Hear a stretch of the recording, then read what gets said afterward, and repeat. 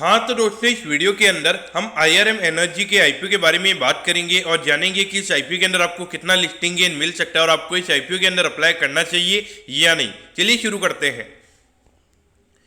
तो देखिए, सबसे पहले अगर हम यहाँ पे आईपीओ डिटेल्स के बारे में अगर हम बात करेंगे तो देखिए यहाँ पे 18 अक्टूबर को ये आईपीओ में स्टार्ट होता हुआ नजर आएगा, यानी कि जो अगले हफ्ते का वेडनेसडे है उस दिन ये आईपीओ में ओपन होता हुआ नजर आएगा और 20 अक्टूबर को ये आईपीओ में क्लोज होता हुआ नजर आएगा। अब अगर हम यहाँ पे इशू साइज की अगर हम बात करेंगे तो अराउंड 545 करोड़ के लगभग आईपीओ में यहाँ पे नजर आता है और पूरा हमें यहाँ पे कंपनी का जो आईपीओ है वो हमें यहाँ पे फ्रेश इशू यहाँ पे नजर आता है, यानी कि ये जो पैसा है ये कंपनी के पास में जाता हुआ नजर आएगा। यहाँ पे कोई भी अपना प्रमोटर अपना स्टेक सेल नहीं करा, उसके अलावा कोई यहाँ पे जो प्राइवेट इक्विटी वाले जो कोई होल्डर्स है वो भी हमें यहाँ पे कोई अपना स्टेक यहाँ पे बेचते हुए नजर नहीं आ रहे हैं। तो देखिए, ऑफर फॉर सेल नहीं है तो मार्केट के लिए डेफिनेटली ये काफी ज्यादा पॉजिटिव यहाँ पे रहेगा।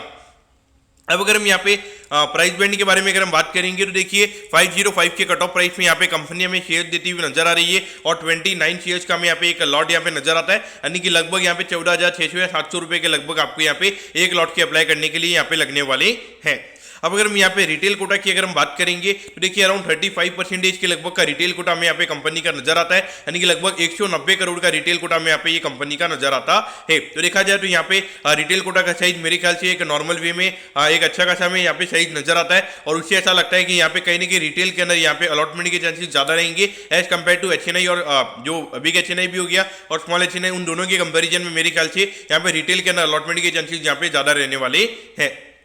अब अगर हम यहाँ पे कंपनी के फंडामेंटल्स के बारे में अगर हम बात करेंगे तो देखिए ये जो कंपनी है ये गैस डिस्ट्रीब्यूशन का ये कंपनी हमें यहाँ पे काम करती हुई नजर आती है। गुजरात के अंदर ये कंपनी हमें काम करती हुई नजर आती है। इनके हमें लगभग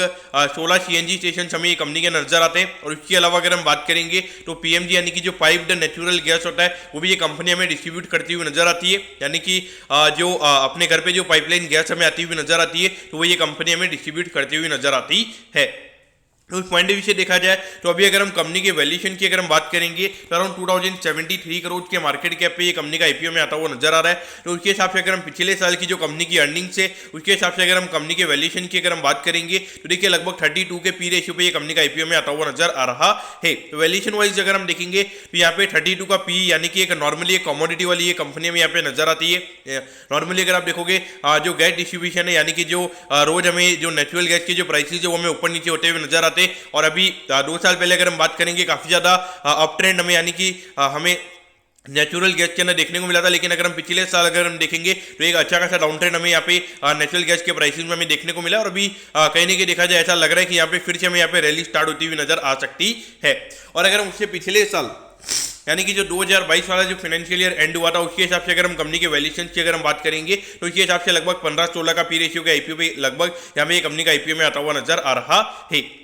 एक चीज अगर हम यहाँ पे बात करेंगे तो इनका जो रेवेन्यू ग्रोथ की अगर हम बात करेंगे, रेवेन्यू ग्रोथ काफी ज्यादा लगभग 30-40% से यहाँ पे जो कंपनी के रेवेन्यू के नंबर्स है वो हमें यहाँ पे बढ़ते हुए नजर आ रहे हैं। तो ऐसा नहीं है कि यहाँ पे जो नेचुरल गैस के प्राइसेस बढ़े थे उसी से हमें यहाँ पे ज्यादा ग्रोथ देखने को मिली। एक अच्छा खासा वॉल्यूम ग्रोथ भी हमें यहाँ पे ये कंपनी के अंदर देखने को मिल रहा है और मार्केट डेफिनेटली ये काफी ज्यादा देखता है। अगर वॉल्यूम ग्रोथ काफी ज्यादा होता है तो मार्केट डेफिनेटली वहाँ पे थोड़ा ज्यादा पी रेशियो देने की कोशिश करता है। लेकिन देखिए कमोडिटी कंपनी में यहाँ पे नजर आती है, मुझे नहीं लगता है कि यहाँ पे लॉन्ग टर्म में यहाँ पे 20-25 से ज्यादा का पी रेशियो ये कंपनी को हमें यहाँ पे मिलता हुआ नजर आएगा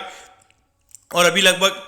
32 का पी रेशियो में यहाँ पे नजर आता है। अगर ये लगभग अभी अगर हम ग्रे मार्केट प्रीमियम की अगर हम बात करेंगे लगभग 100 रुपए के लगभग का ग्रे मार्केट प्रीमियम हमें यहाँ पे कंपनी का नजर आता है, यानी कि अगर 20% के प्रीमियम पे अगर ये कंपनी लिस्ट हो जाएगी तो वहाँ पे लगभग 40 के लगभग का पी रेशियो ये कंपनी का हो जाएगा। और उसके बाद अगर हम देखेंगे अगर इनको अगले साल अगर इनका प्रॉफिट डबल भी हो जाता है, यानी कि अभी इनके मार्जिन हमें रिकवर होते हुए नजर आ रहे, तो अगर इनकी प्रॉफिटेबिलिटी डबल भी हो जाएगी तो भी वहाँ पे 20 के लगभग का पी रेशियो में यहाँ पे होता हुआ नजर आएगा। तो पॉइंट ऑफ व्यू से देखा जाए तो इसके बाद में मेरे ख्याल से इतना ज्यादा कोई वैल्यू यहाँ पे हमें बचता हुआ नजर नहीं आता है। तो इस पॉइंट ऑफ व्यू से देखा जाए तो लिस्टिंग इनके लिए यहाँ पे अप्लाई करना चाहिए, क्योंकि देखिए अभी ऐसा लग रहा है कि इसके अलावा और कोई आईपीओ नहीं होने वाला है। तो जब कोई और आईपीओ नहीं होगा तो एक ही आईपीओ के अंदर काफी अच्छा पैसा में जाता हुआ नजर आएगा और लिस्टिंग लेकर भी हमें यहाँ पे काफी अच्छे बाय देखने को मिलेंगे। तो इस पॉइंट ऑफ व्यू से मेरे ख्याल से लगभग 15-20% के लिस्टिंग इनके लिए आपको यहाँ पे अप्लाई करना चाहिए। फिर उसके बाद में मेरे ख्याल से लिस्टिंग इन सेल करके आपको आगे बढ़ जाना चाहिए। तो देखिए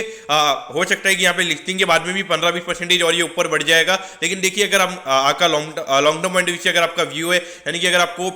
3-4 गुना पैसा अगर आपको करना है, अगर वो स्टोरी अगर आपको नजर नहीं आती है तो पॉइंट ऑफ व्यू से मेरे ख्याल से बेच के निकल जाना सही रहेगा। मेरा पर्टिकुलर स्ट्रेटेजी ये रहेगा, मैं लिस्टिंग गेन के लिए अप्लाई करूंगा और जो भी यहाँ पे लिस्टिंग डे के दिन यहाँ पे जो रेट आएगी वो बेच के मैं निकल जाऊंगा। ये मेरा यहाँ पे स्ट्रेटेजी ये रहने वाला है। तो दोस्तों मैं होप करता हूँ कि IRM एनर्जी के आईपीओ के बारे में आपको सब कुछ समझ में आ गया होगा। अगर आपकी कोई भी क्वेरीज है आप कमेंट कीजिए, मैं जरूर आपके कमेंट पर रिप्लाई करूंगा। ओके दोस्तों, thank you, have a nice day.